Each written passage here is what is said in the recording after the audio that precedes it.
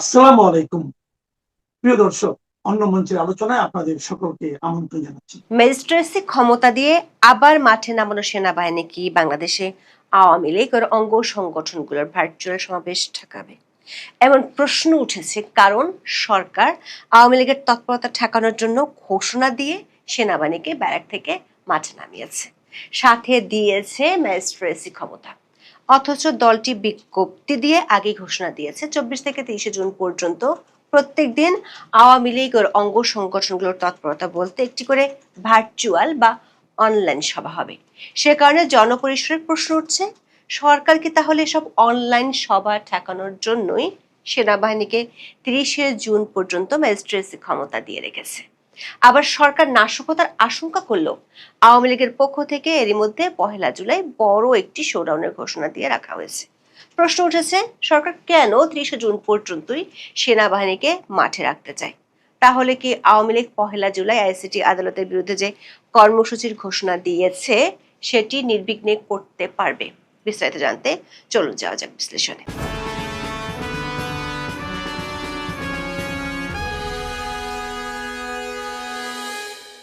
77 বছর পুরনো দল আওয়ামী লীগের প্রতিষ্ঠা বার্ষিকী ছিল 23 জুন। দিনটি উপলক্ষে বাংলাদেশে সরকার নির্বাহী আদেশে কার্যক্রম নিষিদ্ধ থাকা দলটি মিছিল করা সহ কিছু কর্মসূচির ঘোষণা দিয়েছিল। তার আগে বাংলাদেশের পুলিশ ও সরকার এসব কর্মসূচিকে ঘিরে নাশকতার আশঙ্কা করে ব্যাপক প্রস্তুতি নেয়। আওয়ামী লীগের ওয়েবসাইটে গত 19 জুন একটি প্রেস রিলিজ প্রকাশ করা হয়। সেই প্রেস বিজ্ঞপ্তিতে 23 জুন দলটির 77তম প্রতিষ্ঠা বার্ষিকী উপলক্ষে 4টি কর্মসূচির কথা তুলে ধরা হয়। আওয়ামী লীগের পক্ষ থেকে এই বিজ্ঞপ্তি দেওয়ার আগের দিন মানে 18 জুন পুলিশ সদর দপ্তর থেকে বিশেষ সতর্ক বার্তা দেওয়া হয়। ওই সতর্ক বার্তায় বলা হয়েছিল, দেশের বিভিন্ন জেলায় দলীয় কার্যালয়ে পতাকা উত্তোলন ও প্রতিষ্ঠা বার্ষিকীর ব্যানার নিয়ে দলটির নেতা কর্মীরা মিছিল করতে পারে। এর ফলে অন্যান্য রাজনৈতিক দল, বিশেষ করে এনসিপি নেতা কর্মী ও বৈষম্য বিরোধীদের সাথে সংঘর্ষ তৈরির আশঙ্কা আছে। পাশাপাশি আইন শৃঙ্খলা বাহিনীর সদস্যরা আওয়ামী লীগের কর্মকাণ্ডে বাধা দিলে আইন শৃঙ্খলা বাহিনীর উপর ক্ষুব্ধ হতে পারে। এর পরদিন থেকে পুলিশ ব্যাপক ধরপাকড় শুরু করে। শুধু ঢাকা মহানগর পুলিশের পক্ষ থেকে বিজ্ঞপ্তি দিয়ে জানানো হয়েছিল, আওয়ামী লীগের মিছিল ঢাকাতেই 18,000 পুলিশ সদস্য মোতায়েন করা হয়েছে। কিন্তু সরকার পুলিশের উপরও পুরোপুরি আস্থা রাখতে পারেনি। মাত্র 1 সপ্তাহ আগে ব্যারাকে ফিরিয়ে নেওয়া সেনাবাহিনীকে ডাকে সরকার। 3টি জেলা ও 3টি মহানগরীতে সেনা মোতায়েনের জন্য সেনা সদরে চিঠি দেয় সরকার। সেই চিঠিতে বলা হয়, 23 জুন থেকে 30 জুন পর্যন্ত এই 6টি জেলা ও মহানগরীতে সেনাবাহিনী মোতায়েন করা হবে এবং সেই সাথে সেনাবাহিনীকে ম্যাজিস্ট্রেসি ক্ষমতাও দেওয়া হয়েছে। পরে 5 জেলায় বিজিবি মোতায়েনেরও সিদ্ধান্ত নিয়েছে সরকার।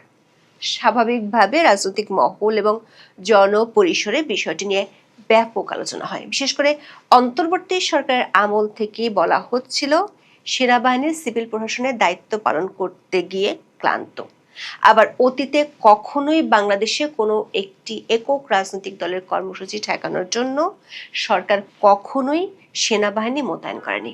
সাধারণত একাধিক রাজনৈতিক দলের কর্মসূচিকে ঘিরে পরিস্থিতি আওতার বাইরে চলে গেলে কিংবা জরুরি অবস্থা জারি করা হলে অতীতে সেনাবাহিনী ডাকা হতো।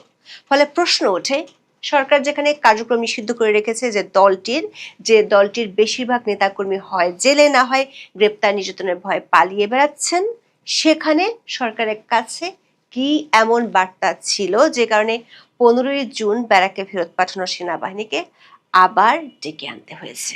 তাও আবার প্রতিষ্ঠা বার্ষিকী 23 জুন হলেও কেন 30 জুন পর্যন্ত সেনাবাহিনীকে ম্যাজিস্ট্রেসি ক্ষমতা দিয়ে মাঠে রাখা হবে? পুলিশ সূত্রে জানা গেছে, গত 22 মাসে আওয়ামী লীগ ও এর সহযোগী সংগঠনের নেতা কর্মী ও সমর্থকদের বিরুদ্ধে 1868টি মামলা হয়েছে। এসব মামলায় আসামির সংখ্যা প্রায় 2,25,000। এর মধ্যে অনেকে একাধিক মামলার আসামিও রয়েছেন। সারা দেশে আওয়ামী লীগ নেতাকর্মীদের বিরুদ্ধে মামলায় অভিযুক্তদের তালিকায় সাবেক প্রধানমন্ত্রী শেখ হাসিনা সহ 23 জন সাবেক মন্ত্রী, 11 জন প্রতিমন্ত্রী উপমন্ত্রী, 66 জন সংসদ সদস্য এবং 8 জন সংরক্ষিত নারী আসনের সাবেক এমপি রয়েছেন।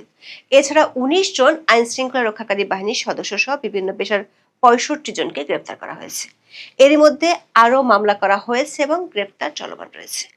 দুর্নীতি দমন কমিশন সূত্রে জানা গেছে, আওয়ামী লীগ নেতাদের বিরুদ্ধে ৩৯৯টি মামলা দায়ের করা হয়েছে। জুলাই মানবতা বিরোধী অপরাধের অভিযোগে আন্তর্জাতিক অপরাধ ট্রাইব্যুনালে ৮০টি মামলা দায়ের করা হয়েছে, যেখানে শেখ হাসিনা সহ ৪৬৩ জনকে আসামি করা হয়েছে। এদের মধ্যে ১৭৪ জনকে ইতিমধ্যে গ্রেপ্তার করা হয়েছে, পলাতক আছেন ২৮৮ জন। এমন অবস্থায় আওয়ামী লীগের তৎপরতায় পরিস্থিতির এমন কি অবনতি হলো যে সেনাদের নতুন করে নামাতে হলো। প্রথমে দেখে আসি আওয়ামী লীগ গত ১৯শে জুন যে প্রেস বিজ্ঞপ্তি দিয়েছিল সেখানে কি কি কর্মসূচির কথা বলা আছে। আওয়ামী লীগের প্রেস রিলিজটিতে দেখা যাচ্ছে দলটি ২৩শে জুন উপলক্ষে ৪টি কর্মসূচির কথা বলেছিল। এগুলো ছিল ধানমন্ডি ৩২ নম্বর ঐতিহাসিক বঙ্গবন্ধু ভবন প্রাঙ্গণে শ্রদ্ধা নিবেদন, বর্ণী কবরস্থানে ১৫ই আগস্টে নিহত ও ৩রা নভেম্বর জেল হত্যা দিবসে নিহত শহীদদের প্রতি শ্রদ্ধা নিবেদন এবং দোয়া মোনাজাত। এছাড়া টুঙ্গিপাড়ায় জাতির পিতার সমাধিতে শ্রদ্ধা নিবেদন এবং কমপ্লেক্স মসজিদ ও সারা দেশের সকল মসজিদে বাদ জোহর, দোয়া মাহফিল এবং সারা দেশে ধর্মীয় উপাসনালয়গুলোতে বিশেষ প্রার্থনা ও দুস্থদের মাঝে খাদ্য বিতরণ। এই ৪টি ছিল ২৩শে জুনে আওয়ামী লীগের মূল কর্মসূচি। আর সাংগঠনিক কর্মসূচি হিসেবে সংবাদ বিজ্ঞপ্তিটিতে বলা হয়েছে প্রতিষ্ঠাবার্ষিকীর দিনে ঢাকাসহ দেশব্যাপী জাতীয় ও দলীয় পতাকা মিছিল হবে। দেখা গেছে শুধু সরকার ও সরকারি বাহিনী নয়, সরকারি দল বিএনপি এবং বিরোধী দল জামাত এনসিপি ছিল মারমুখী অবস্থানে। পুলিশ সূত্রে জানা গেছে সেনাবাহিনী নামানো সত্ত্বেও দেশের কমপক্ষে ২৩টি জেলায় আওয়ামী লীগ ও অঙ্গ সংগঠনের নেতা কর্মীরা মিছিল করেছে। ছোট পরিসরে হলেও গোপালগঞ্জ সহ ৫টি জেলায় কেক কেটে প্রতিষ্ঠাবার্ষিকী উদযাপন করা হয়েছে। ২৩শে জুন বিডি নিউজ 24 এ প্রকাশিত এক খবরে বলা হয়েছে আওয়ামী লীগের প্রতিষ্ঠাবার্ষিকী উপলক্ষে রাজধানীর বেশ কয়েকটি স্থানে বিক্ষোভ মিছিল করেছে দলটির নেতাকর্মীরা। মঙ্গলবার তেজগাঁও শিল্পাঞ্চল এলাকা, সংসদ ভবনের পূর্ব পাশের সড়ক, ট্যামরা, মিরপুরের রূপনগর ও কাফরুল এলাকায় মিছিল করেন তারা। আওয়ামী লীগ নেতাকর্মী ছাড়াও অঙ্গ সংগঠনের নেতাকর্মীরাও এসব মিছিলে অংশ নেন। আওয়ামী লীগের উপর থেকে নিষেধাজ্ঞা প্রত্যাহার ও গ্রেপ্তার ব্যক্তিদের মুক্তির দাবি জানানো হয় বিক্ষোভ মিছিল থেকে। খবরটিতে বলা হয় ডেমরায় আওয়ামী লীগের শতাধিক নেতাকর্মী বিক্ষোভ করেন। সংসদ ভবনের পূর্ব পাশের সড়কে বিক্ষোভ করেন আওয়ামী লীগ ও সহযোগী সংগঠনের নেতাকর্মীরা। মিরপুরের রূপনগর ও কাফরুল এলাকায় মিছিল করেন ছাত্রলীগের নেতাকর্মীরা। তেজগাঁও শিল্পাঞ্চল এলাকায় বিক্ষোভ মিছিল করেছে পলিটেকনিক ইনস্টিটিউট শাখা ছাত্রলীগের নেতাকর্মীরা। সিদ্ধেশ্বরী বিশ্ববিদ্যালয় কলেজ ছাত্রলীগের নেতাকর্মীরা মালিবাগ চৌধুরীপাড়া এলাকায় বিক্ষোভ মিছিল করেন। সরকারের সবচেয়ে কড়া অবস্থান ছিল রাজধানীতে, যেখানে সেনাবাহিনী, বিজিবি ছাড়াও ১৮,০০০ পুলিশ সদস্য মোতায়েনের কথা বিজ্ঞপ্তি দিয়ে জানিয়েছিল ঢাকা মহানগর পুলিশ। এত সাজ রবের পরও আওয়ামী লীগের অঙ্গ সংগঠনের নেতারা কিভাবে খোদ রাজধানীতে এতগুলো মিছিল করলো সেই প্রশ্ন উঠেছে একেবারে সরকারের মধ্যেই। এবার নজর দেওয়া যাক দ্বিতীয় প্রশ্নে। প্রশ্ন উঠল সরকার কেন ৩০শে জুন পর্যন্ত সেনাবাহিনীকে ম্যাজিস্ট্রেসি ক্ষমতা দিয়ে ৬টি জেলায় মোতায়েনের সিদ্ধান্ত নিল। ৩০শে জুনের মধ্যে কি সব শঙ্কা দূর হয়ে যাবে? আওয়ামী লীগের প্রেস বিজ্ঞপ্তি অনুযায়ী ২৩শে জুন ছাড়া ৩০শে জুন পর্যন্ত আওয়ামী লীগের কোনো মিছিল বা অন্য কোনো আউটডোর কর্মসূচি নেই। ২৩ থেকে ৩০শে জুন পর্যন্ত প্রত্যেক দিন আওয়ামী লীগের পক্ষ থেকে একটি ভার্চুয়াল আলোচনা সভার কথা বিজ্ঞপ্তিটিতে বলা হয়েছে। ২৩শে জুন ছিল আওয়ামী লীগের কেন্দ্রীয় আলোচনা সভা, ২৪শে জুন ছাত্রলীগের, ২৫শে জুন স্বেচ্ছাসেবক লীগের, ২৬শে জুন আওয়ামী যুবলীগের, ২৭শে জুন কৃষক লীগ, ২৮শে জুন শ্রমিক লীগ, ২৯শে জুন যুব মহিলা লীগ এবং সবশেষ ৩০শে জুন মহিলা আওয়ামী লীগের ভার্চুয়াল সভা অনুষ্ঠিত হবে। প্রশ্ন উঠেছে সরকার কি আওয়ামী লীগ ও অঙ্গ সংগঠনগুলোর ভার্চুয়াল সভা ঠেকানোর জন্যই সেনাবাহিনীকে ম্যাজিস্ট্রেসি ক্ষমতা দিয়ে মাঠে নামিয়েছে? বিস্ময়ের ব্যাপার হলো আওয়ামী লীগের পক্ষ থেকে বড় একটি কর্মসূচি ঘোষণা করা হয়েছে ১ জুলাইকে ঘিরে।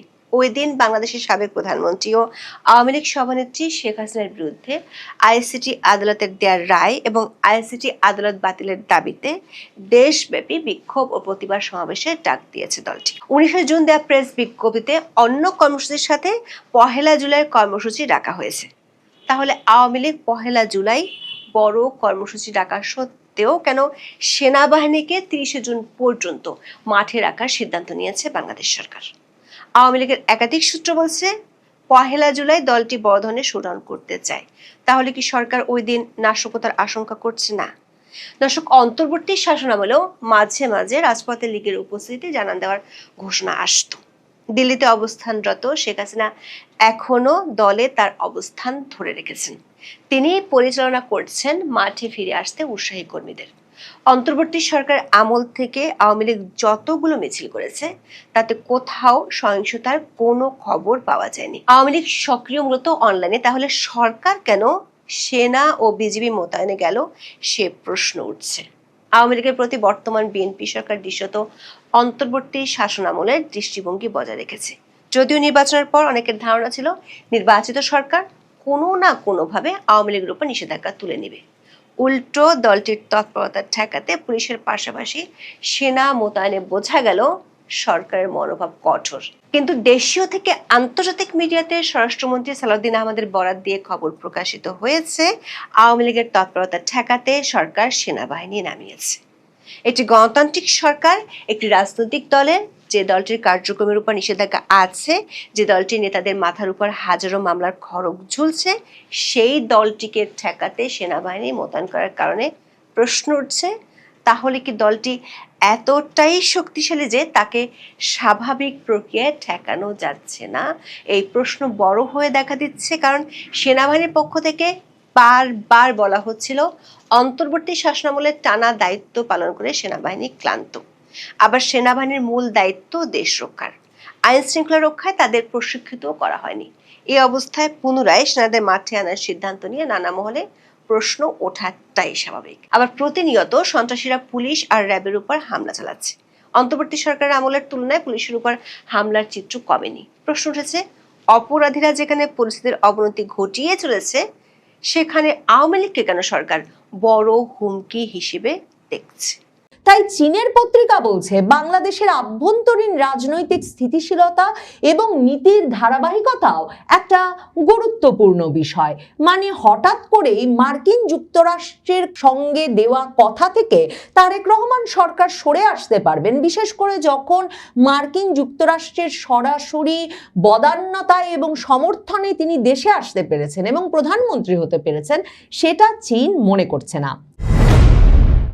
চীনের শাসক গোষ্ঠী চীনা কমিউনিস্ট পার্টির মুখপত্র দ্য পিপলস ডেইলির ট্যাবলয়েড পত্রিকা গ্লোবাল টাইমসে তারেক রহমানের সফর নিয়ে একটি নিবন্ধ প্রকাশিত হওয়ার পর এটা পরিষ্কার হয়েছে যে কেন বাংলাদেশের প্রধানমন্ত্রী তারেক রহমান চীনে পৌঁছানোর পর তাকে একরকম কোনো আনুষ্ঠানিকতা আয়োজন বা জাঁকজমক ছাড়াই যেমনভাবে আমন্ত্রণ জানানো হলো, স্বাগত জানানো হলো, ঠিক তেমনিভাবে এখন পর্যন্ত বাংলাদেশের প্রধানমন্ত্রী তারেক রহমান যে রাষ্ট্রীয় ভোজটিতে অংশ নিয়েছেন সেটি আসলে চীনের প্রধানমন্ত্রীর দেওয়া একটা নৈশভোজ, এবং সেটা বিশ্ব অর্থনৈতিক ফোরামে যোগ দেওয়া বাংলাদেশের প্রধানমন্ত্রীর পাশাপাশি মঙ্গোলিয়ার প্রধানমন্ত্রী, মন্টেনিগ্রোর প্রধানমন্ত্রী এবং কাজাখস্তানের প্রধানমন্ত্রী এবং দক্ষিণ কোরিয়ার প্রধানমন্ত্রীর জন্যে একই সঙ্গে আয়োজিত হয়েছিল বিশ্ব অর্থনৈতিক ফোরামে যোগদানকারী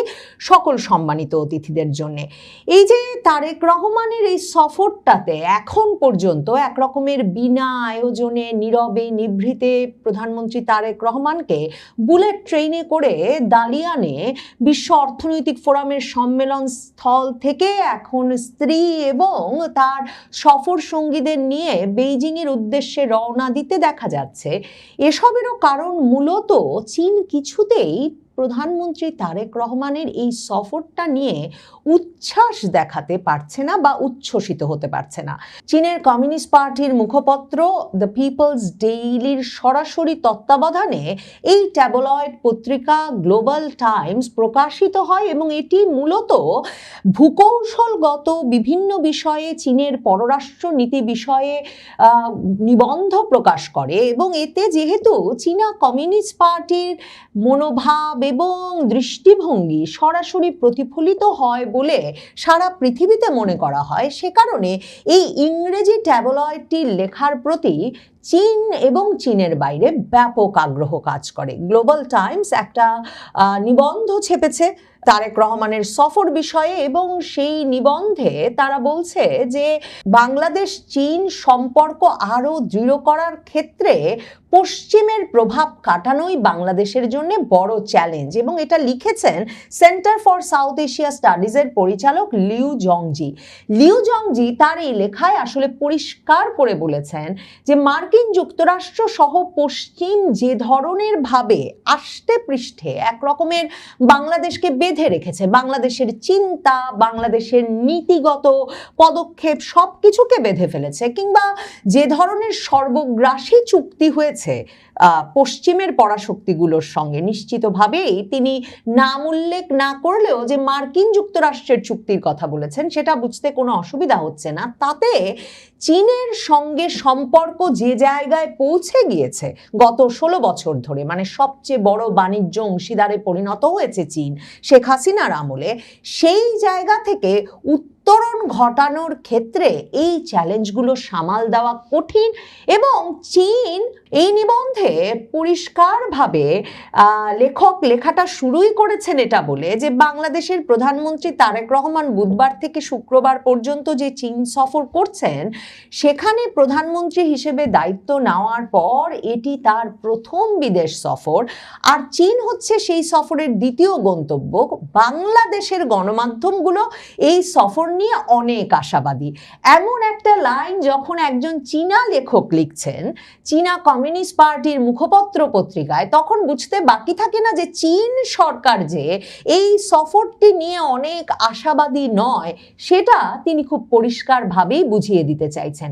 বাংলাদেশের গণমাধ্যমের বরাত দিয়েই এই লেখক লিখছেন, ধারণা করা হচ্ছে অবকাঠামো ও শিল্প খাতের বড় বড় প্রকল্প সহ 15টিরও বেশি চুক্তি স্বাক্ষরিত হবে এই সফরে। এই সফরটা নিয়ে চীন এক রকমের নীরবতা বজায় রাখছে, মানে সম্পর্ক উন্নয়নে এটি ভূমিকা রাখবে এমন রুটিন কথা, বইয়ের কথা তো বলছে বটেই, কিন্তু ঠিক কি ঘটতে যাচ্ছে, কেন এই সফরটি গুরুত্বপূর্ণ হয়ে উঠছে, বা কি ধরনের চুক্তি বা সমঝোতা স্মারক সই হবে, এ বিষয়ে চীন না বাংলাদেশে চীনের রাষ্ট্রদূত, না বেইজিংয়ে চীনের পররাষ্ট্র মন্ত্রণালয়, তারা কোনো পক্ষই সেরকম সুনির্দিষ্ট কোনো মতামত বা বক্তব্য রাখেনি।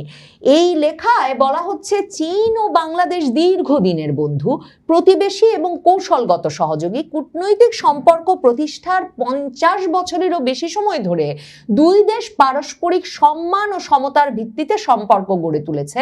উন্নয়নশীল দেশগুলোর মধ্যে সহযোগিতার একটা সফল উদাহরণ হিসেবে বাংলাদেশ চীন সম্পর্ককে দেখা হয়। রাজনৈতিক ক্ষেত্রে দুই দেশের মধ্যে নিয়মিত উচ্চ পর্যায়ের যোগাযোগ রয়েছে।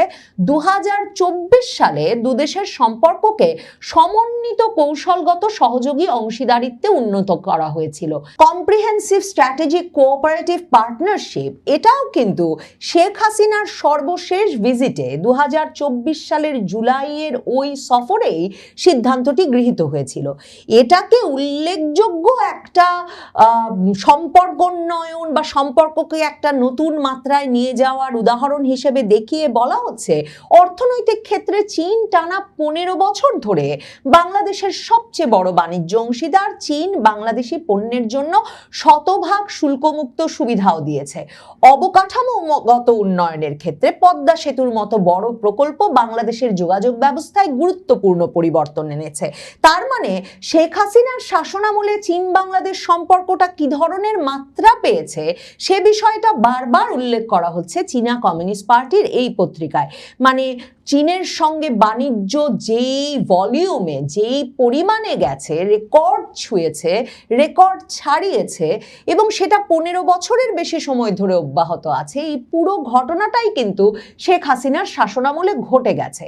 কিন্তু এত সাফল্যের পরেও বাংলাদেশ চীন সম্পর্ককে আরো উচ্চ পর্যায়ে নিতে কিছু চ্যালেঞ্জ রয়েছে।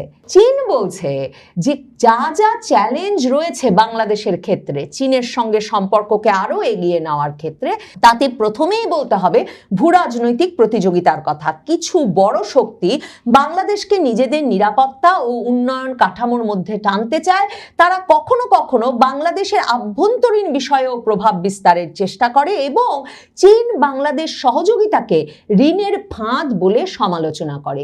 2026-এর জানুয়ারি, এবছর জানুয়ারিতেও যখন মার্কিন রাষ্ট্রদূত বেন ক্রিস্টেনসেন বাংলাদেশে এলেন, এসেই তিনি সংবাদ মাধ্যমের সঙ্গে সাক্ষাতে আবারও মনে করালেন যে তিনি মূলত এসেছেন বাংলাদেশকে চীনের সঙ্গে সম্পর্ক বাড়ানোর এবং আরো ঘনিষ্ঠ করার ঝুঁকি বোঝাতে, এবং সে সময় চীনের সঙ্গে, চীনের পণ্য, চীনের সঙ্গে ব্যবসা বাড়ানো এসব প্রসঙ্গে মন্তব্য করার পর এবং বাংলাদেশের যে সম্পর্ক আর বাড়ানো ঠিক হবে না এমন কথা সরাসরি উপদেশ হিসেবে বলবার পর চীনের দূতাবাস কিন্তু, ঢাকায় যে দূতাবাস, তারা কিন্তু বিবৃতি দিয়ে বলেছিল যে মার্কিন যুক্তরাষ্ট্র যে বাংলাদেশ চীনের সঙ্গে সম্পর্ক বাড়াবে কি বাড়াবে না সেটা তাদের পরামর্শের উপর নির্ভরশীল বলে মনে করছে। এটা তাদের কূটনৈতিক শিষ্টাচার বহির্ভূত এবং মার্কিন যুক্তরাষ্ট্রের খবরদারির নমুনা।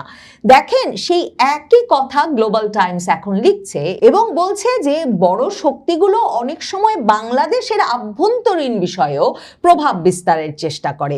এরপর চীনা কমিউনিস্ট পার্টির এই পত্রিকাটি বলছে, দ্বিতীয়ত, বাংলাদেশের আভ্যন্তরীণ রাজনৈতিক স্থিতিশীলতা এবং নীতির ধারাবাহিকতা একটা গুরুত্বপূর্ণ বিষয়। মানে কার সঙ্গে সম্পর্ক রাখতে হবে, কিভাবে স্থিতিশীলতা বজায় থাকবে, কারণ চীন সরাসরি নিশ্চিতভাবে ইঙ্গিত করছে যে নীতির ধারাবাহিকতা, যেই 2025 সাল থেকে ইউনূস সরকার মার্কিন যুক্তরাষ্ট্রের সঙ্গে যে ঘনিষ্ঠতা শুরু করেছে এবং পুরোপুরিভাবে শেখ হাসিনার আমলের যে ভারত চীনকে ভাগাভাগি করে সব প্রকল্প দেওয়া এবং ভারত আর চীনের মধ্যে একটা ভারসাম্য বজায় রাখার যে খেলা শেখ হাসিনা শুরু করেছিলেন, এবং 2024-এর জুন জুলাইয়ে এসে ভারতও চীনের সঙ্গে তিনি বেশি ঘনিষ্ঠ হয়ে যাচ্ছেন বলে রুষ্ট হয়েছিল, আর চীন রুষ্ট হয়েছিল তিনি ভারতমুখী থাকছেন এটা বলে। না হলে কিন্তু পুরো 15 বছরই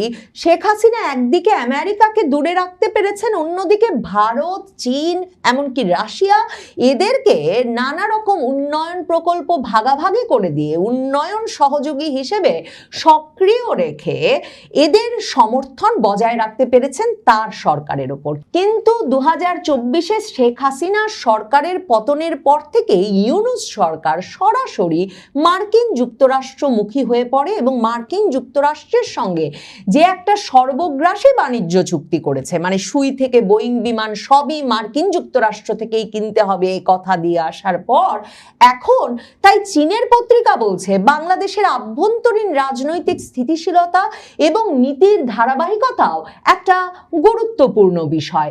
মানে হঠাৎ করেই মার্কিন যুক্তরাষ্ট্রের সঙ্গে দেওয়া কথা থেকে তারেক রহমান সরকার সরে আসতে পারবেন, বিশেষ করে যখন মার্কিন যুক্তরাষ্ট্রের সরাসরি বদান্যতায় এবং সমর্থনে তিনি দেশে আসতে পেরেছেন এবং প্রধানমন্ত্রী হতে পেরেছেন, সেটা চীন মনে করছে না। তারপর চীনের গ্লোবাল টাইমস লিখছে, তৃতীয়ত, দৃষ্টিভঙ্গির পার্থক্য। দক্ষিণ এশিয়ায় এখনো অনেক মানুষের কাছেই চীন সম্পর্কে পর্যাপ্ত ধারণা নেই। বাংলাদেশের কিছু নীতি নির্ধারক পশ্চিমা উন্নয়ন মডেলের প্রতি বেশি আস্থাশীল এবং চীনের উন্নয়ন অভিজ্ঞতা সম্পর্কে তারা সতর্ক অবস্থান নেন।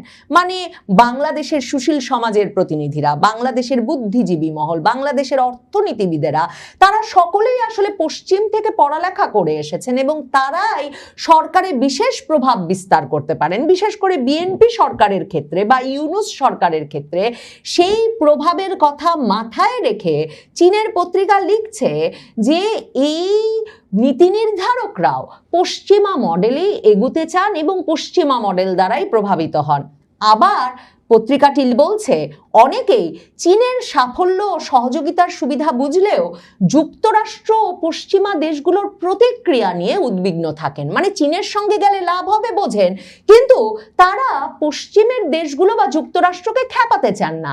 তার মানে চীন স্পষ্ট বুঝতে পারছে তারেক রহমান সরকারের হয় সেই অবস্থা নাই যাতে যুক্তরাষ্ট্র বা পশ্চিমের দেশগুলোর অবস্থানের বাইরে গিয়ে একটা স্বাধীনভাবে সিদ্ধান্ত নিতে পারে তারা, কিংবা তারা আসলে এ ধরনের সিদ্ধান্ত নিতে চায় না, কোনোভাবেই যুক্তরাষ্ট্র সহ পশ্চিমা দেশগুলোকে খেপাতে চায় না। সে অবস্থানেই শেষ পর্যন্ত তারেক রহমান সরকার থাকবেন, সেটাও চীন খুব ভালো মতো বুঝতে পারছে। চীনের পত্রিকা তাই বলছে যে বাংলাদেশের নীতি নির্ধারকদের বাংলাদেশ সবার আগে, মানে যেই স্লোগান তারেক রহমান দেন সবার আগে বাংলাদেশ, সেই নীতিকে গুরুত্ব দিয়ে এবার সিদ্ধান্ত নিতে হবে। তারেক রহমানের এই সফর তাই দেখাবে যে বাংলাদেশ চীনের সঙ্গে আরো কতটা সহযোগিতা গভীর করতে চায় বা গভীর করতে পারে। কিন্তু বাংলাদেশকেও মনে রাখতে হবে, উন্নয়নের কোনো একক মডেল নেই, বাংলাদেশের নিজস্ব বাস্তবতা ও সক্ষমতা রয়েছে। তাই দেশটিকে পূর্ব ও পশ্চিমের অভিজ্ঞতা থেকে শিক্ষা নিয়ে নিজস্ব সিদ্ধান্তে আধুনিকায়নের পথে যেতে হবে।